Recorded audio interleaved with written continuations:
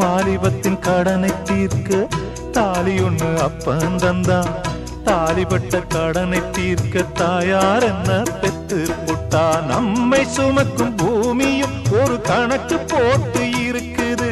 நம்மை சுமக்கும் பூமியும் ஒரு கணக்கு போட்டு இருக்குது. நாளை வாங்கும் வரவுக்கு அது இன்று நம்மை சுமக்குது. நாளை வாங்கும் வரவுக்கு அது இன்று நம்மை சுமக்குது.